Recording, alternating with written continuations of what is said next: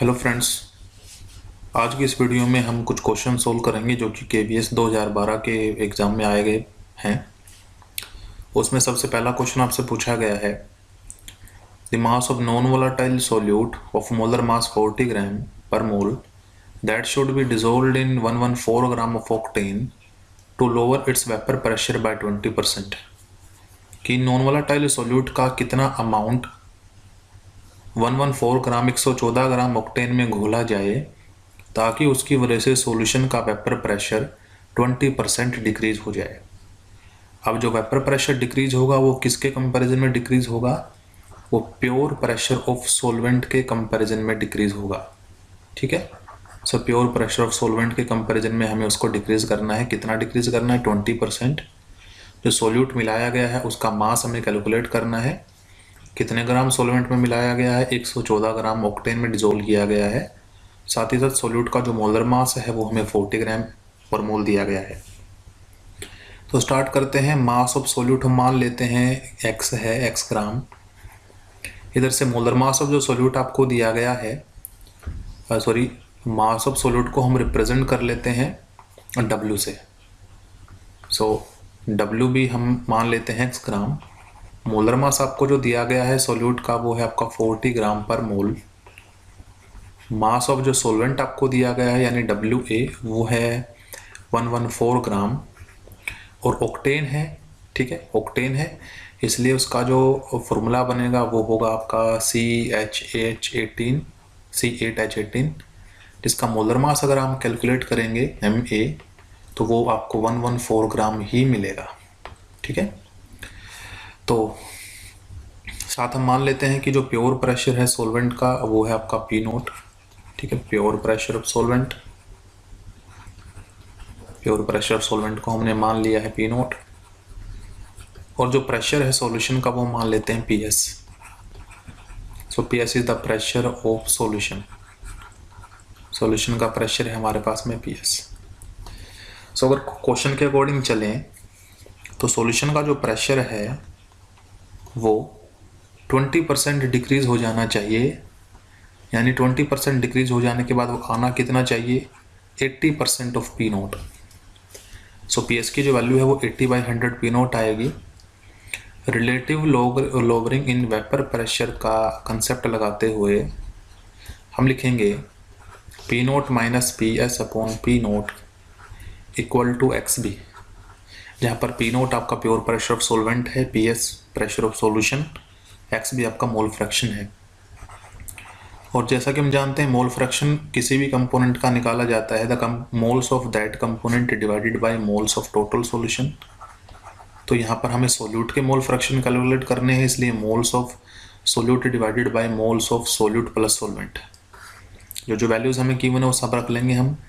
P0 हमें नहीं दिया गया, उसको एज इट इज रहने दो। PS की जो वैल्यू है वो 80/100 है यानी 0.8 P0 है डिवाइडेड बाय P0। XB में मोल्स ऑफ सोल्यूट, तो मोल्स ऑफ सोल्यूट कैसे निकलेंगे? वेट ऑफ सोल्यूट यानी mass of solute divided by molar mass of solute whole divided by mass of solute plus molar mass of divided by molar mass of solute plus mole of mass of solvent divided by molar mass of solvent. So ये जो term है ये term आपको NB के equal है, ये term आप NB के इक्वल कह सकते हैं। ठीक है, और ये जो टर्म है ये आपकी NA के इक्वल है, तो NB divided by NA plus NB वो आपका पूरा XB आ जाएगा। P0 minus 0.8 P0 0.2 P0 upon P0 आ गया हमारे पास। यहाँ से जो वैल्यूज़ गिवन थी रख लिया। मास ऑफ सोल्यूट हमें कैलकुलेट करना है, मोलर मास ऑफ सोल्यूट हमें दिया गया है 40 डिवाइडेड बाय मोलर मास हमें कैलकुलेट करना है, मोलर मास फिर से दिया गया है वही सेम। मास ऑफ सॉल्वेंट हमें दिया गया 114 ग्राम ऑक्टेन है, साथ ही साथ मोलर मास जो ऑक्टेन का आएगा वो भी 114 ग्राम ही आएगा। तो यहाँ से P0 से आप P0 को कैंसिल कर दीजिएगा, 114 से 114 लिखते हैं। 0.2 इक्वल टू इधर से आया WB अपॉन 40 और इधर से हमारे पास वैल्यू है WB अपॉन 40 प्लस 1। ठीक है, इसको आगे सोल्व करेंगे। 0.2 इक्वल टू WB/40, इधर आपका 40 जो है वो LCM आ जाएगा और यहाँ से जो वैल्यूज़ मिलेंगी हमें वो मिलेंगी WB + 40। 40 से 40 कैंसिल हो चुका है हमारा। आगे चलते हैं। 0.2 इक्वल टू, इधर से आया WB और नीचे से आया है WB + 40। ठीक है, अब क्रॉस मल्टीप्लाई कर दीजिएगा। सो क्रॉस मल्टीप्लाई करेंगे 0.2 इंटू WB + 40, उधर से WB है ही, मल्टीप्लाई करेंगे अंदर 0.2 WB प्लस इधर से मल्टीप्लाई करेंगे तो ये 40 इंटू 0.2 आ जाएगा, उधर से WB हमारे पास पहले से ही है।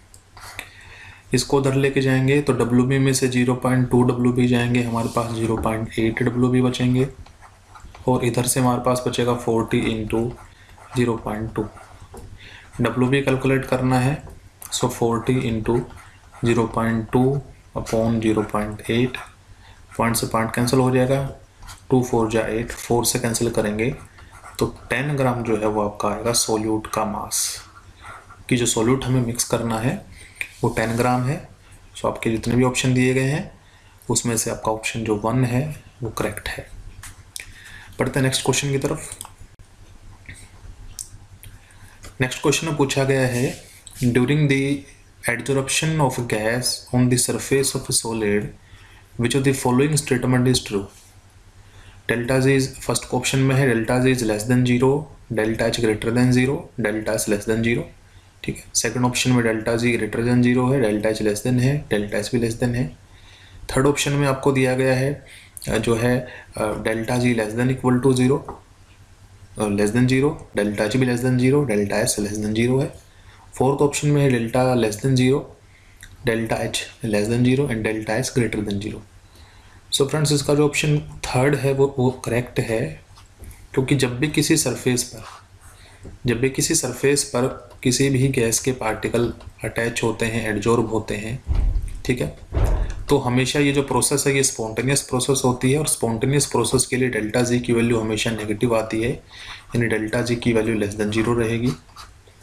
आपने हीट ऑफ एडजॉर्प्शन नाम का एक कंसेप्ट पढ़ा होगा, वहाँ से हमने सीखा है कि जब कभी भी कोई पार्टिकल जो है किसी भी सरफेस पर जाकर अटैच होगा, वहाँ से कुछ एनर्जी लिबरेट होगी, यानी उस प्रोसेस के दौरान डेल्टा एच भी क्या नेगेटिव आएगा, यानी कह सकते हैं डेल्टा एच की वैल्यू भी लेस देन 0 होगी। और पार्टिकल जब तक गैस के पार्टिकल अटैच नहीं हुए थे वो किधर भी कहीं भी इजीली मूवमेंट शो कर सकते थे, लेकिन जैसे ही वो किसी सरफेस पर अटैच हो गए हैं अब उनकी मूवमेंट जो रिस्ट्रिक्ट हो गई है, यानी डेल्टा एस की वैल्यू भी क्या आएगी, नेगेटिव, यानी डेल्टा एस भी आएगा लेस देन 0। सो ऑप्शन जो सी है वो आपका बिल्कुल करेक्ट है। चलते हैं नेक्स्ट क्वेश्चन की तरफ। क्वेश्चन नंबर 3 में हमसे पूछा गया है, the approximate time duration in hours to electroplate 30 gram of calcium from molten calcium chloride using current of 5 ampere is. कि हमें कैल्शियम क्लोराइड से, मोल्टन कैल्शियम क्लोराइड से 30 ग्राम कैल्शियम डिपॉजिट करना है, इलेक्ट्रोप्लेट करना है किसी भी ऑब्जेक्ट पर 5 एम्पीयर का करंट यूज़ करते हुए, बताइए टाइम कितना लगेगा। तो स्टार्टिंग करते हैं यहाँ से कि कैल्शियम क्लोराइड में अगर हम कैल्शियम की ऑक्सीडेशन स्टेट कैलकुलेट करें तो इट इज़ +2 है, और हम जानते हैं कि जब कैल्शियम को मुझे डिपॉजिट करना है तो कैल्शियम का रिडक्शन पॉसिबल होना चाहिए, यानी कैल्शियम के आयन में जब हम 2 इलेक्ट्रॉन्स को ऐड करेंगे तभी जा करके वो कैल्शियम फॉर्म करेगा। ठीक है, तो कैल्शियम क्लोराइड में क्योंकि वो +2 फॉर्म में था, 2 इलेक्ट्रॉन का एडिशन करके रिडक्शन होगा तब जाके वो कैल्शियम मेटल की फॉर्म में किसी भी ऑब्जेक्ट पर इलेक्ट्रोप्लेट होगा। अगर हम इस इक्वेशन के अकॉर्डिंग चलें तो यहाँ से हमें ये बात पता चलती है कि 1 मोल कैल्शियम को डिपॉजिट होने के लिए 2 मोल इलेक्ट्रॉन्स की ज़रूरत पड़ी, जिसको फर्दर हम लिख सकते हैं 1 मोल कैल्शियम यानी 40 ग्राम कैल्शियम को डिपॉजिट होने के लिए 2 मोल इलेक्ट्रॉन, 1 मोल इलेक्ट्रॉन पर जो चार्ज होता है वो होता है 1 फैराडे। सो 2 मोल इलेक्ट्रॉन पर जो चार्ज होगा वो होगा 2 फैराडे। सो 40 ग्राम कैल्शियम को डिपॉजिट होने के लिए 2 फैराडे चार्ज की रिक्वायरमेंट है। फैराडे की वैल्यू आपको पता होगी 96500 कूलम, इसको हम लेके चलते हैं तो लिख सकते हैं कि 40 ग्राम कैल्शियम को डिपॉजिट करने के लिए हमें 2 × 96500 कूलम चार्ज की रिक्वायरमेंट है। लेकिन क्वेश्चन में देखिएगा आपको कि हमें सिर्फ 30 ग्राम ही कैल्शियम को डिपॉजिट कराना है। तो अगर 40 ग्राम कैल्शियम के लिए इतना चार्ज चाहिए है तो 30 ग्राम कैल्शियम के लिए जो चार्ज चाहिए होगा वो 2 × 96500, ठीक है, इंटू 30 और अपॉन 40 होगा। इतने कूलम चार्ज की हमें रिक्वायरमेंट है। आल्सो एक बात और हम जानते हैं कि चार्ज जो होता है वो करंट इंटू टाइम होता है। तो चार्ज जो हमें चाहिए वो कितना चाहिए, 2 × 96500 इंटू 30 अपॉन 40 अपो इक्वल टू, करंट उसने हमें दिया है 5 एम्पेयर का, ठीक है, करंट उसने दिया है 5 एम्पेयर करंट उसने बोला है, इंटू टी। यहाँ से मुझे टाइम चाहिए और टाइम की वैल्यू आएगी 2 × 96500 इंटू 30 अपॉन 40 इंटू 5, ठीक है। तो इसको अगर आप सोल्व करें तो 5 × 5, 5 × 6 = 30, 2 × 2 और यहाँ 20 से, सो 2 से करें तो 3 और इसका 10। तो ये वैल्यू आपके पास मिलेगी 96500 to 3 अपॉन 10, यानी 9650 × 3। बच्चों ये जो स्टूडेंट्स ये जो क्वेश्चन है, ये जो वैल्यू है, ये हमें सेकंड्स की फॉर्म में मिलेगा, ये टाइम सेकंड की फॉर्म में आएगा। लेकिन उसने हमसे पूछा है कि हम टाइम ड्यूरेशन को आवर में कैलकुलेट करें। सो और टाइम जो टाइम सेकंड की फॉर्म में दिया गया है, टाइम इन फॉर्म सेकंड, अगर उसको डिवाइड कर दिया जाए 3600 से तो वो हमारे पास टाइम आएगा इन फॉर्म ऑफ आवर, ठीक है। सो 9650 × 3, ये जो टाइम है ये सेकंड में है। अगर इसको डिवाइड करेंगे हम 3600 से, ये जो वैल्यू है ये आपकी नियरली इक्वल टू 8 आवर्स जो है आपको मिलेगी। सो यहाँ से ऑप्शन जो 1 ऑप्शन है आपका, वो आपका करेक्ट ऑप्शन होगा। क्लियर है? तो इस बात का आप इस तरह से कैलकुलेट कर सकते हैं। चलते हैं नेक्स्ट क्वेश्चन की तरफ। हमसे पूछा गया है the pH of the solution obtained by mixing 100 ml of solution of pH 3 and 400 ml of a solution of pH 4। यानी हमें दो सॉल्यूशन मिलाने हैं। एक सॉल्यूशन जिसकी pH 3 है उसका हमें 100 ml, और एक सॉल्यूशन जिसकी pH 4 है उसका हमें 400 ml मिलाना है, और हमें बताना है कि जो रिजल्टिंग सॉल्यूशन आएगा उसकी pH क्या होगी। सो फ्रेंड्स देखते हैं। तो हमें 100 ml जो मिक्स करना है वो pH 3 वाला मिक्स करना है, और हमें जो 400 ml मिक्स करना है वो pH 4 वाला हमें मिक्स करना है, ठीक है। देख लेते हैं एक बार। हाँ, pH 3 वाला 100 ml है और pH 4 वाला 400 ml है। जब दो एसिड्स एक दूसरे के साथ मिक्स किए जाते हैं तो हम एक इक्वेशन अप्लाई कर सकते हैं जिसको बोलते हैं molarity equation, M1V1 + M2V2 = M3 × V1 + V2। तो यहाँ से अगर हम चेक करें तो फर्स्ट जो सॉल्यूशन है हमें उसकी मोलरिटी चाहिए। लेट करो ये फर्स्ट सॉल्यूशन है और ये जो दूसरा है ये सेकंड सॉल्यूशन है, हमें मोलरिटी चाहिए। सो फर्स्ट सॉल्यूशन में हमें pH दे रखी है वो है 3, और pH हमें पता है pH जो होती है वो 10⁻⁻x की फॉर्म में जो वैल्यू यहाँ आएगी वही pH होगी, ठीक है। अगर हम H की कंसंट्रेशन को 10⁻⁻x की फॉर्म में रिप्रेजेंट करते हैं, अगर हम H की वैल्यू को 10⁻⁻x की फॉर्म में रिप्रेजेंट करते हैं तो ये जो x होता है, यही जो x होता है यही हमारी pH बनती है। तो पहले वाले की जो pH है वो 3 दे रखी है, यानी जरूर यहाँ से जो H पॉजिटिव आया होगा उसकी कंसंट्रेशन 10⁻³ आई होगी, ठीक है, मोलर। और दूसरे सॉल्यूशन में जो pH है वो हमें दे रखी है 4, यानी यहाँ से जो H की कंसंट्रेशन आई होगी वो जरूर आएगी 10⁻⁻4 मोलर। तो कंसंट्रेशन हमें मिल गई दोनों ही सॉल्यूशंस की, pH 3 वाले की भी और इसकी pH 4 था उस वाले की भी, ठीक है। वॉल्यूम हमें भी दी गई है, तो ये सारी वैल्यूज हम इस इक्वेशन में पुट करते हैं। पहले सॉल्यूशन की मोलरिटी है 10⁻³ और वॉल्यूम उसकी है 100 प्लस दूसरे की जो मोलरिटी है वो है हमारे पास में 10⁻⁻⁴, इसकी वॉल्यूम है हमारे पास में 400। रिजल्टिंग सॉल्यूशन की मोलरिटी निकालना चाहते हैं, वॉल्यूम 100 + 400 हो जाएंगी। तो यहाँ से अगर मैं M3 कैलकुलेट करूँ तो यहाँ से M3 की जो वैल्यू आएगी वो आएगी आपको 10⁻³ इंटू 100 प्लस 10⁻⁴ इंटू 400 और डिवाइड में हो जाएगा 100 + 400 500।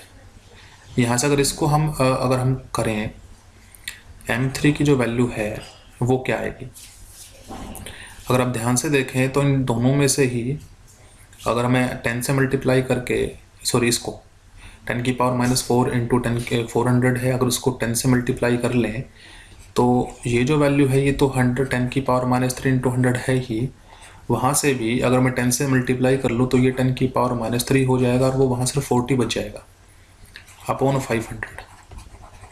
यहाँ से दोनों से हम 10⁻³ कॉमन ले सकते हैं, यहाँ से 100 बचेगा, वहाँ से 40 बचेगा, ठीक है, अपॉन 500 है ही।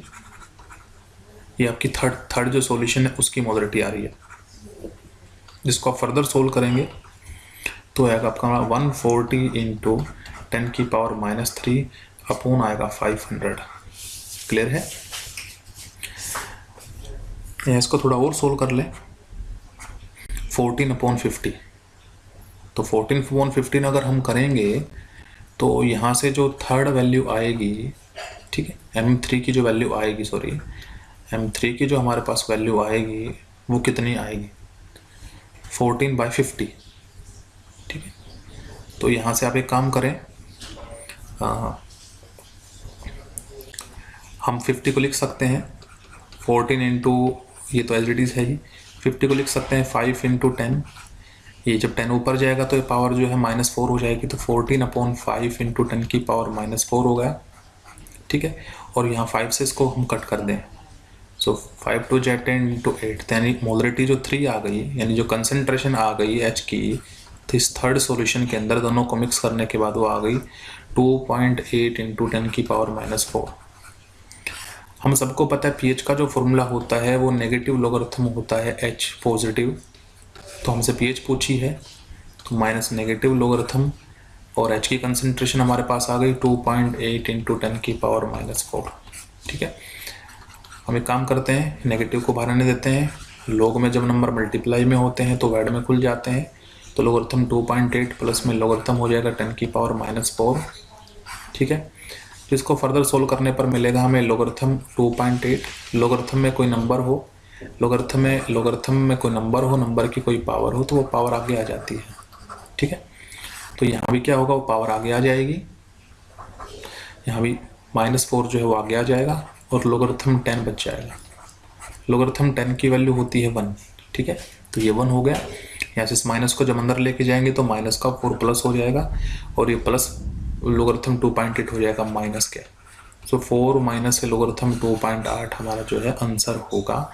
सो देखते हैं ये कौन सा ऑप्शन है, 4 माइनस, सो ऑप्शन 3 जो है आपका वो करेक्ट ऑप्शन है। चलते हैं नेक्स्ट क्वेश्चन की तरफ।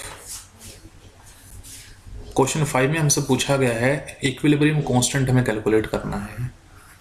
इस प्रोसेस के लिए एक प्रोसेस एक बार मैं फिर से लिख देता हूँ। प्रोसेस आपकी A क्योंकि सॉलिड है उसमें हमने मिलाए हैं 2 P पॉजिटिव एक्वस फॉर्म में और उन्होंने मिलकर फॉर्म किया है A2 पॉजिटिव एक्वस, साथ में है 2B सॉलिड। और इस प्रोसेस के लिए आपका जो E0 सेल दिया गया है वो दिया गया है 0.0295 वोल्ट, ठीक है। हमें कैलकुलेट करना है इक्विलिब्रियम कांस्टेंट यानी Kc।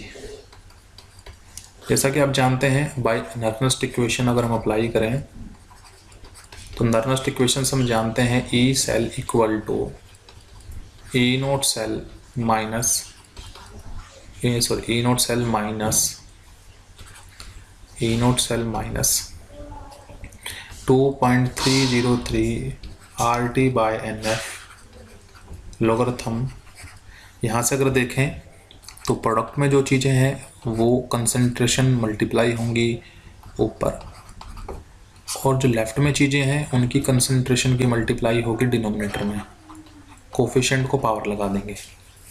तो यहाँ जो कोफिशिएंट 2 था वो उसकी पावर चला गया, यहाँ कोफिशिएंट 2 था वो इसकी पावर चला गया।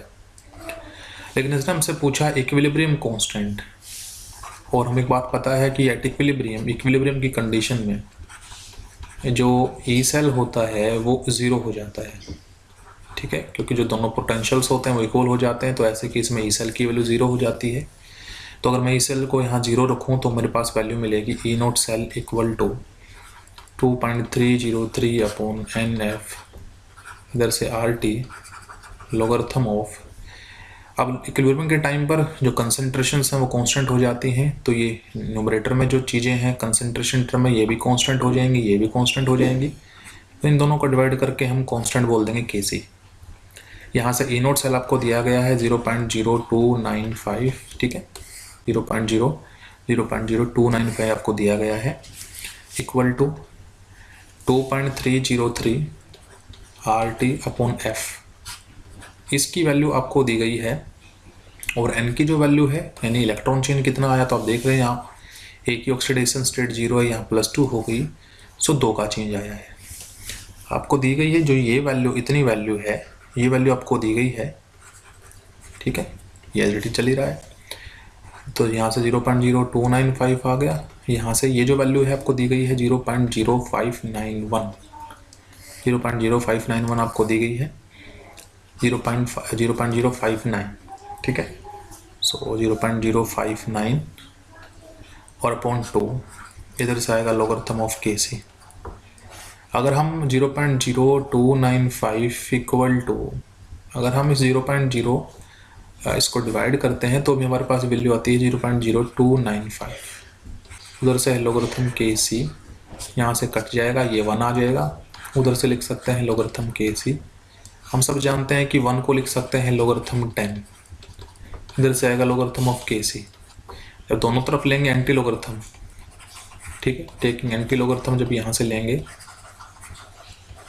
तो यहाँ से एंटी लॉगरिथम लेने के बाद यहाँ से 10 बच जाएगा, वहाँ से के सी, तो के सी की वैल्यू आपकी आएगी 10। सो आपका जो ऑप्शन 1 है वो आपका राइट ऑप्शन है। नेक्स्ट क्वेश्चन चलते हैं। इन ऑक्सीजन कंटेनिंग ऑर्गेनिक कंपाउंड, एक ऑर्गेनिक कंपाउंड है जिसमें ऑक्सीजन है, साथ ही साथ उसमें 52% कार्बन है और 13% उसमें हाइड्रोजन है।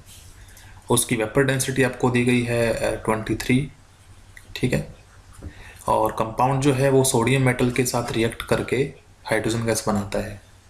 हमें बताना है कि इस ऑर्गेनिक कंपाउंड का एक आइसोमर इनमें से कौन सा होगा, ठीक है, आइसोमर कौन सा होगा।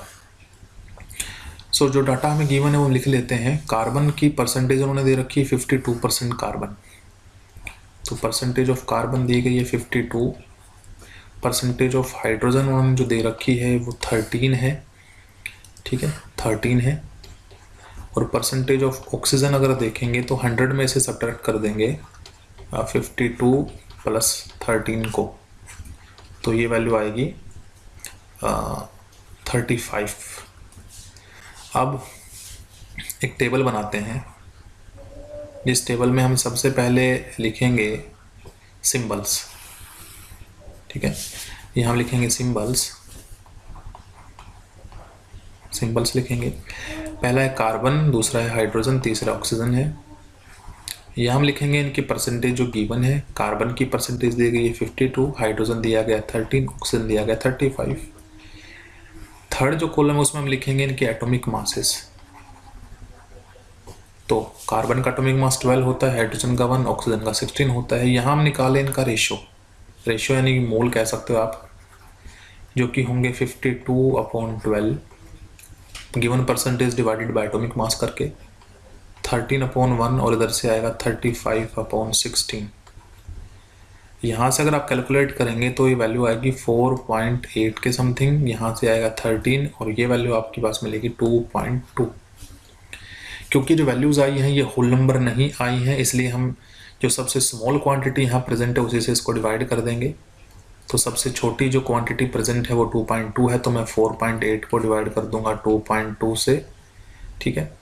और यहाँ से 13 को भी डिवाइड कर दूंगा 2.2 से, और यहाँ 2.2 को भी डिवाइड कर दूंगा 2.2 से। तो यहाँ से अब अगर आप कैलकुलेट करेंगे तो ये नियरली इक्वल आएगा 2, यहाँ से कैलकुलेट करेंगे तो आएगा 6, और यहाँ से तो 1 आया ही है। तो हमारे पास एम्पिरिकल फॉर्मूला आ गया, उस कंपाउंड का हमारे पास एम्पिरिकल फॉर्मूला आ गया, वो होगा C2H6O। यहाँ से अब हम उसने क्वेश्चन में हमें उसने वेपर डेंसिटी भी दी गई है।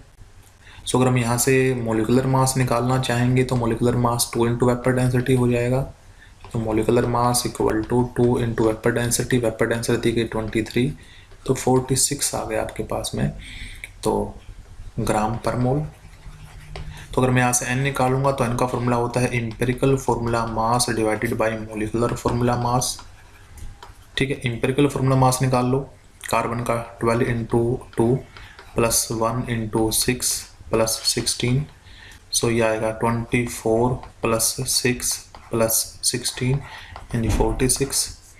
और मोलिकुलर फॉर्मूला मास यानी मोलिकुलर मास उसने दे ही दिया हमें 46। ठीक है, 46, तो ये n की वैल्यू 1 आ गई। जैसे ही n की वैल्यू 1 आएगी हम इजीली लिख सकेंगे कि एम्पिरिकल फॉर्मूला जो है वही आपका मोलिकुलर फॉर्मूला के इक्वल आ गया।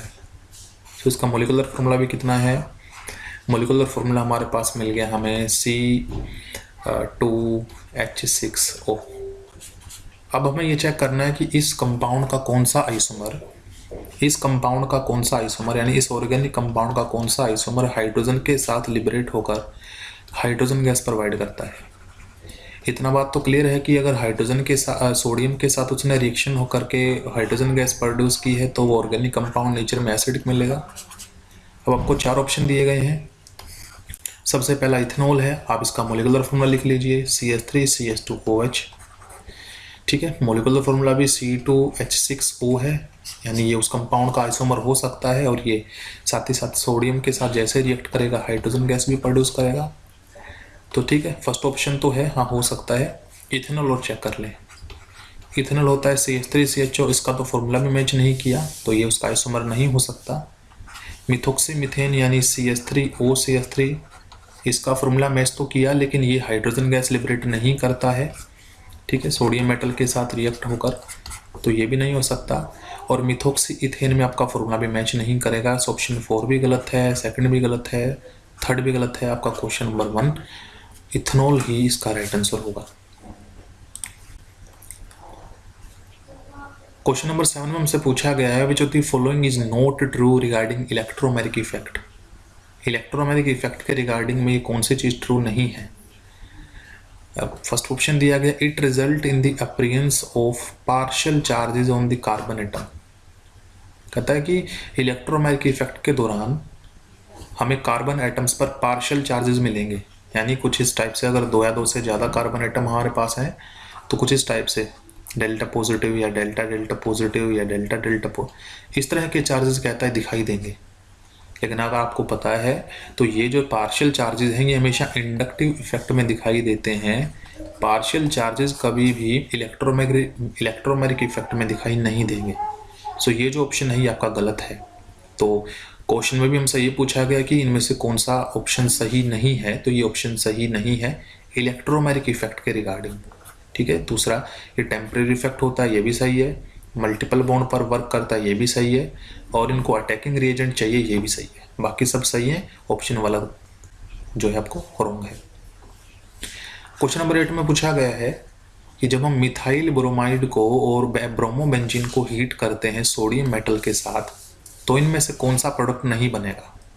तो बार लिख लेते हैं, मिथाइल ब्रोमाइड यानी कि CH3Br, ब्रोमोबेंजीन यानी कि बेंजीन पर लगा है ब्रोमीन एटम, उसको अगर हम रिएक्ट करवाएंगे सोडियम के साथ तो कौन सा प्रोडक्ट नहीं बनेगा। देखो, ये सोडियम के साथ जब रिएक्शन करवाते हैं तो इस रिएक्शन को हम वुर्ज-फिटिक कहते हैं। जब एक एलिफेटिक और एक एरोमेटिक मॉलिक्यूल कंपाउंड रिएक्ट करता है सोडियम के साथ तो उस रिएक्शन का नाम है वुर्ज-फिटिक। ऐसे केस में दोनों के दोनों एलिफेटिक मॉलिक्यूल रिएक्ट करके बना सकते हैं इथेन। ठीक है, दोनों के दोनों CH3Br सोडियम के साथ रिएक्ट करके बना सकते हैं इथेन। कैसे बनाएंगे? ऐसे CH3Br के दो मॉलिक्यूल्स दो सोडियम एटम के साथ ट्रीट होकर फॉर्मेशन करेंगे 2 सोडियम ब्रोमाइड की और साथ में बनेगा इथेन। तो यहाँ से हमें इथेन मिल सकता है। इसी टाइप से दो ब्रोमोबेंजीन के मॉलिक्यूल सोडियम के साथ रिएक्ट होकर बाईफिनाइल बॉन्ड बना सकते हैं। तो बाईफिनाइल की फॉर्मेशन भी यहाँ से हो सकती है इजीली। और ये दोनों अगर फर्दर एक दूसरे के साथ रिएक्ट करें तो यहाँ से हमें टोलुइन भी मिल सकता है। ठीक है, कि बेंजीन ब्रोमोबेंजीन और मिथाइल ब्रोमाइड रिएक्ट करके सोडियम के साथ रिएक्ट बना सकते हैं टोलुइन। तो यहाँ से हमें टोलुइन भी मिलेगा।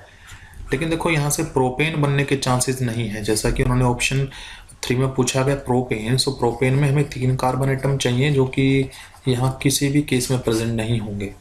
तो जो कंपाउंड नहीं बन सकता, इथेन भी बन सकता है, डाइफिनाइल भी बन सकता है, टोलुइन भी बन सकता है, लेकिन प्रोपेन नहीं बन सकता। सो ऑप्शन जो 3 है वो आपका राइट आंसर होगा। 9th क्वेश्चन में हमसे पूछा गया है power alcohol is a mixture. Power alcohol किसका मिक्सचर है? तो पावर अल्कोहल जो मिक्सचर होता है 80% आपका पेट्रोल और साथ ही साथ होता है 20% इथेनॉल और कुछ क्वांटिटी में होती है बेंजीन। ठीक है, सो 80% पेट्रोल, 20% इथेनॉल और स्मॉल क्वांटिटी ऑफ बेंजीन, यही आपका ऑप्शन है पावर अल्कोहल। क्वेश्चन नंबर 10 में हमसे पूछा गया आइडेंटिफाई द कंपाउंड सी। हमें सी कंपाउंड का आइडेंटिफाई करना है। हम एक सीक्वेंस रिएक्शन दी गई है, तो देखते हैं क्या कुछ है।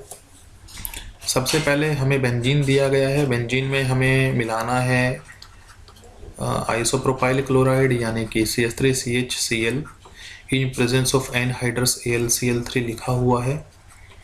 ये एक कह सकते हैं रिएक्शन है जिसमें इलेक्ट्रोफाइल को हम क्या करते हैं, सब्स्टिट्यूट करते हैं। तो ये इलेक्ट्रोफिलिक सब्स्टिट्यूशन रिएक्शन है। ठीक है, इसको फ्रिडल-क्राफ्ट रिएक्शन भी कहते हैं, फ्रिडल-क्राफ्ट अल्काइलेशन। तो इसमें यहाँ पर प्रोड्यूस होगा CH3CH3। ठीक है, ये क्लोरीन जो है सबसे पहले यहाँ से बॉन्ड तोड़कर बाहर जाएगा, जिस वजह से कार्बन पर पॉजिटिव आएगा और बेंजीन में मिलने वाले जो डबल बॉन्ड है वो यहाँ अटैक करके इस कार्बन को अपने साथ अटैच कर लेंगे, यानी यहाँ से मिलेगा हमें आइसोप्रोपाइल बेंजीन, जिसको हम बोलते हैं क्यूमीन। ठीक है, तो ये है आपका कंपाउंड ए। उसने कहा इस ए कंपाउंड में हम मिलाएंगे ऑक्सीजन 130 डिग्री पर। तो इस ए में जब ऑक्सीजन मिलाई जाती है 130 डिग्री सेल्सियस पर, तो यहाँ से हमें मिलता है ये कंपाउंड। ये जो ऑक्सीजन होंगे, दोनों के दोनों जो एटम होंगे वो यहाँ इस कार्बन और हाइड्रोजन के बीच में जाके फिट हो जाएंगे, तो ये बनेगा COOH। ठीक है, थोड़ा नीचे बना लेते हैं इसको। तो यहाँ जाके फिट होगा तो प्रोडक्ट बनेगा हमारे पास ये COOH। इधर भी CH3 प्रेजेंट है और इधर भी CH3 प्रेजेंट है। तो ये जो है कंपाउंड, ये कंपाउंड आपका बी है। कहा गया है कि डाइल्यूट सल्फ्यूरिक एसिड मिलाएंगे 100 डिग्री सेल्सियस पर तो फिनोल और C मिलता है। तो जैसे ही इसमें 100 डिग्री सेल्सियस पर मिलाते हैं हम डाइल्यूट सल्फ्यूरिक एसिड, यहाँ से जो प्रोडक्ट हमें मिलेगा वो क्या? प्रोडक्ट ये है कि जो CH3 CO और CH3 ये जो ग्रुप है, ये ग्रुप मिलके बनाता है यहाँ से CH3 CO CH3 यानी एसीटोन, जिसको बोलते हैं प्रोपेनोन, और दूसरा जो प्रोडक्ट मिलता है वो है फिनोल। तो क्वेश्चन में हमें फिनोल तो मेंशन ही किया गया है, हमसे पूछा गया था ये जो कंपाउंड है ये क्या बनेगा। सो प्रोपेनोन ही आपका कंपाउंड नंबर C है। सो ऑप्शन 3 जो आपका राइट आंसर होगा। तो स्टूडेंट्स ये कुछ 10 क्वेश्चंस आज हमने डिस्कस किए इस वीडियो में। बाकी के जो क्वेश्चन बचते हैं वो और 2-3 वीडियोज़ में हम कवर करेंगे। अगर आपको वीडियो अच्छी लगे तो चैनल को लाइक और सब्सक्राइब करें। Thank you.